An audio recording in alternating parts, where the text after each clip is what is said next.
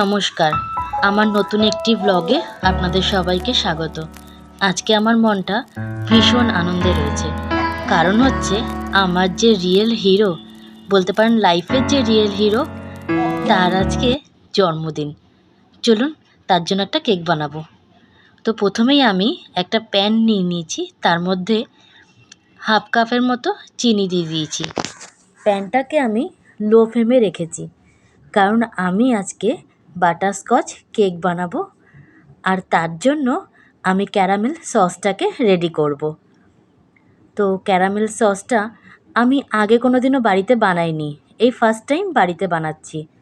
আমি এর আগে যতবারই বাটারস্কচ কেক ইউজ করেছি, ধরুন আমার কেকের অর্ডার এসেছে, আমি সবসময় বাটারস্কচ যে ক্রাশার থাকে, বাটারস্কচ যে ক্রাঞ্চ থাকে, সেগুলো দিয়েই রেডি করেছি।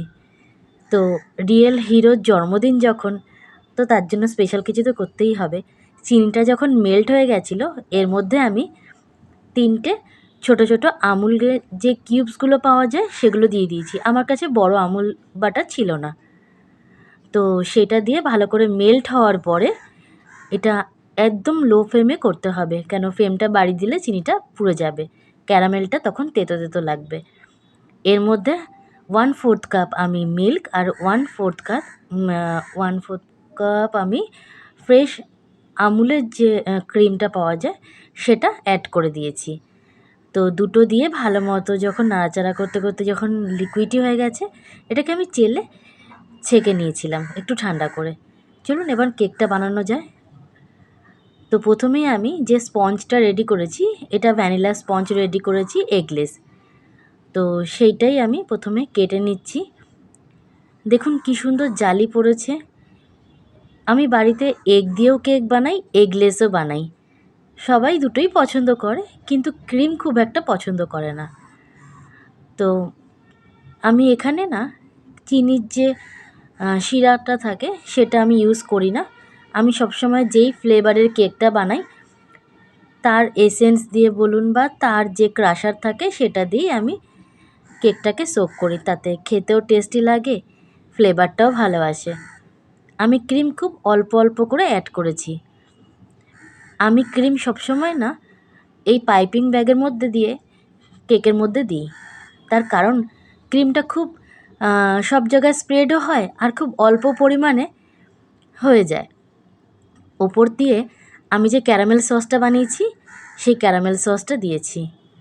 বিশ্বাস করুন কেকটা এত সুন্দর টেস্ট হয়েছে, আমি প্রথমে ভাবতে পারিনি বাড়িতে ক্যারামেল সস বানালে এত সুন্দর খেতে লাগে। এবার থেকে আমি বাড়িতেই ক্যারামেল সসটাই বানাবো।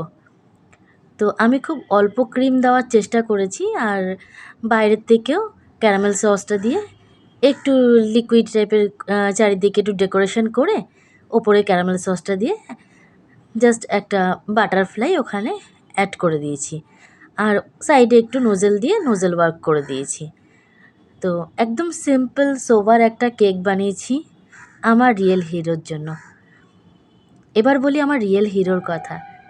আমার হিরো মানে নিজে না খেয়ে সবসময় আমাদের খাবার চিন্তা করে। সকালবেলা উঠে নিজের মাথায় সব দায়িত্ব বহন করে নেয়।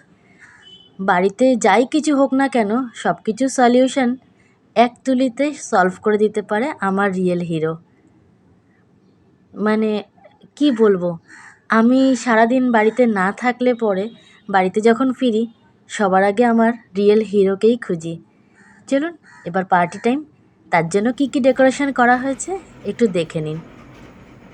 খুব অল্প সময়ের মধ্যে আমার বাড়ির লোকজনরা এগুলো ডেকোরেশন করেছে।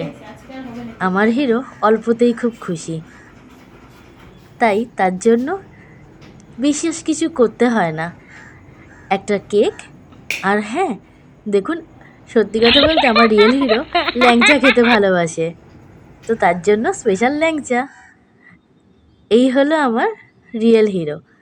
হ্যাঁ ঠিকই বলেছেন, আমার মা। আমার মা হচ্ছে আমার জীবনের একমাত্র রিয়েল হিরো, যে সব সমস্যার সমাধান এক তুলিতে করতে পারে। হ্যাপি বার্থডে মা, তোমার মুখের হাসি সারাটা জীবন এই রকমই দেখতে ভালোবাসি। তুমি সারাটা জীবন এতটাই আনন্দে খুশিতে থেকো। আমার ভিডিওটা যদি আপনাদের ভালো লেগে থাকে তো প্লিজ আমার চ্যানেলটাকে লাইক, শেয়ার আর সাবস্ক্রাইব করবেন। ভালো লাগলে অবশ্যই একটা কমেন্ট করবেন। ভিডিওটা দেখার জন্য অনেক অনেক ধন্যবাদ।